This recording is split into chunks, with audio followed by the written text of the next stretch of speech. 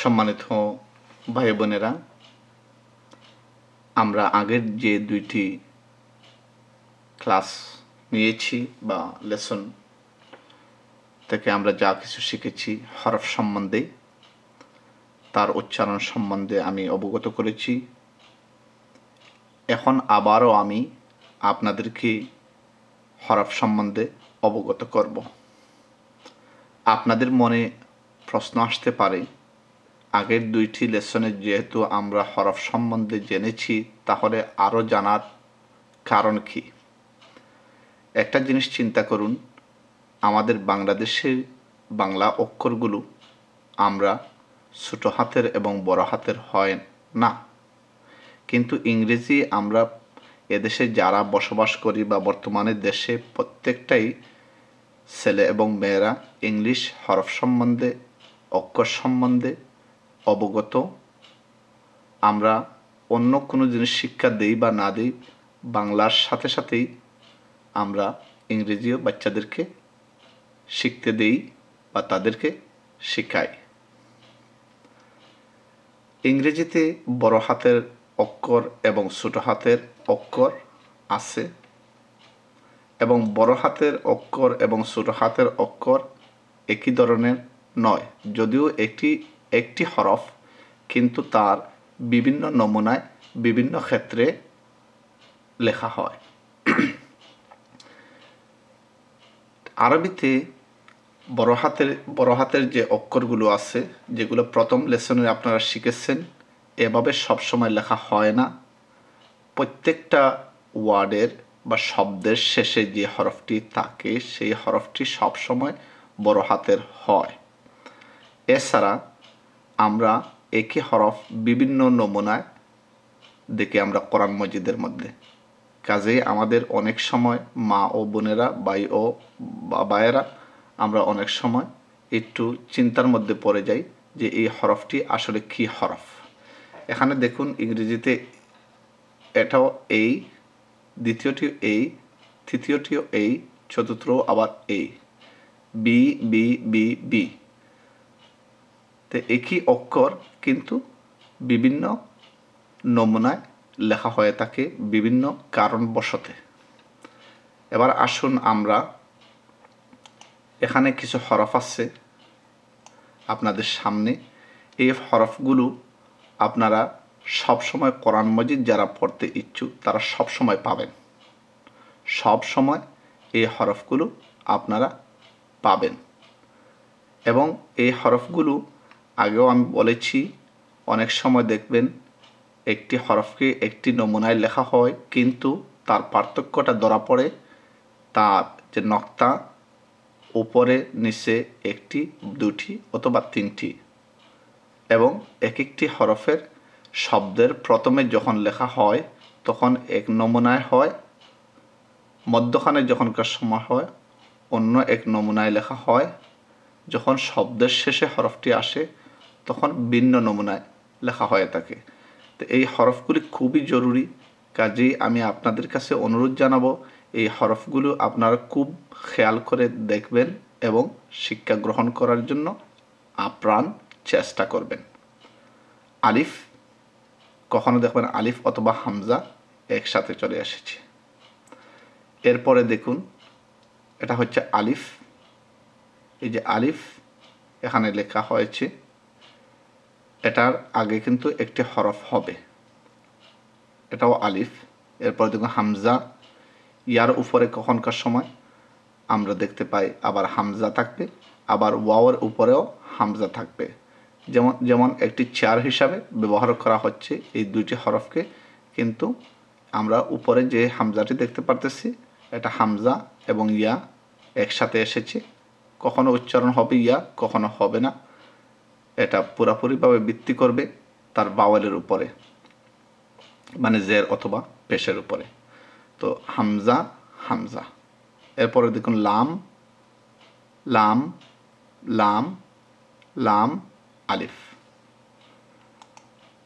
আমরা যখনকার সময়, যেমন আমি এখানে একটি হরফ আমি লিখতেছি, এটা হচ্ছে ফা আর এটা হচ্ছে আলিফ। আলিফের পরে কিন্তু কোনো একটি হরফ যোগ হবে না। যদি আমি কোনো একটি হরফকে যোগ করি এই আলিফ থেকে, তাহলে এই আলিফটা তখন আলিফ হবে না, তখনকার সময় লাম হয়ে যাবে। বর্তমানে এটা লাম হয়ে গেছে। যদি আমি এখানে দু টুকরো যদি করে ফেলি, এখন হয়েছে ফা আলিফ, ধরুন এটাকে আমি মিম বানিয়ে নিলাম, ফা আলিফ মিম। আর যদি একসাথে করে ফেলি তাহলে হবে কি ফা লাম মিম। এরপরে দেখুন বা বা বা, তিনটি বা এখানে, আশা করি আপনারা দেখতে পারতেছেন তিনটি বা। এটা শব্দের প্রথমে হবে, মধ্যখানেরটা শব্দের মধ্যখানে, শেষেরটা শব্দের শেষে। যখনকার সময় বা হরফটি একটি শব্দের শেষের হরফ বা দিয়ে শেষ হবে তখনকার সময় এরকম থাকবে। আর শব্দের শুরুতে যদি বা দিয়ে শুরু হয় তাহলে এরকম থাকবে। আর যদি শব্দের মধ্যখানে বা থাকে তাহলে এরকম থাকবে, নুন নুন নুন, তা তা তা। আরও একটি তা হচ্ছে গুলতা, কখনো হা হয়ে যাবে, সেই সম্বন্ধে আমি পরে আপনাদেরকে আলোচনা করব। এরপরে দেখুন ইয়া ইয়া ইয়া, তবে ইয়া আর কোনো হরফের নিচে দুইটা নক্তা হবে না, শুধুমাত্র ইয়া ব্যতীত। এরপরে দেখুন সা, তো সা যেটা হচ্ছে এটা তিনটা নক্তা হবে আর শিন হরফের। তো সা এবং শিন বুঝবো কীভাবে? তিনটা নক্তা এবং তিনটা কাটা যদি হয় তাকে এরকম, যেমন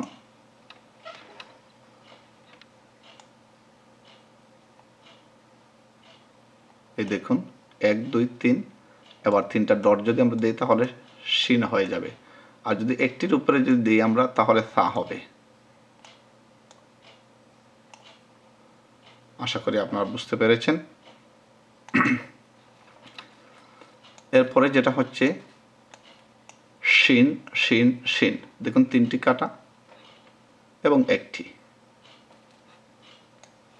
এরপরে হচ্ছে সিন, সিনের কিন্তু ডট হবে না, সিন সিন সিন। জিম জিম জিম, খ খ খ, ডট ব্যতীত, হা হা হা। এটা হচ্ছে হা হা হা, আর এখানে হচ্ছে হা হা হা। এটা গলার মধ্যখান থেকে আসবে, এটা গলার শেষ সীমানা থেকে আসবে।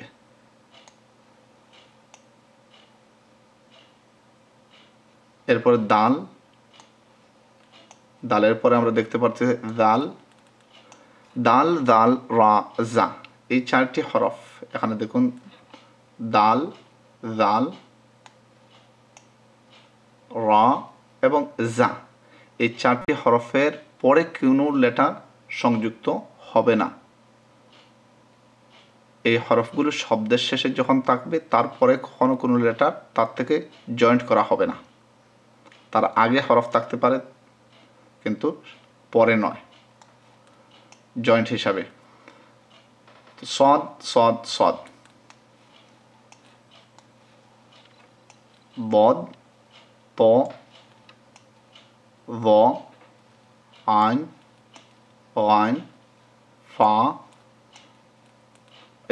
এটা দেখুন একটি পাখির টুটের মতো দেখা যাচ্ছে মধ্যখানেরটা, ইংলিশে যেটাকে বিক বলা হয়, এটা আইন।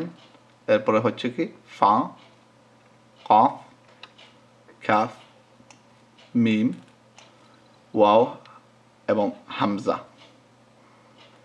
এই হরফগুলো আপনারা দেখুন ভালোভাবে, এই হরফের সাথে আপনারা ভালোভাবে পরিচয় হতে হবে,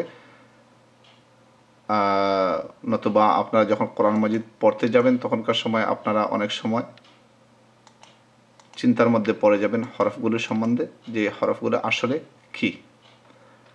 এবং যারা আপনারা বই নিতে চান, ফোনে যদি যোগাযোগ করেন বা ইমেলে যদি আমার যোগাযোগ যদি করেন, তাহলে অবশ্যই আপনারা আমার সাথে যোগাযোগ করলে বইটা দেওয়া যাবে এবং বই দেখে আপনারা এই ভিডিওগুলো শুনে আপনারা কোরআন মাজিদ খুব সহজভাবে শিখতে পারবেন।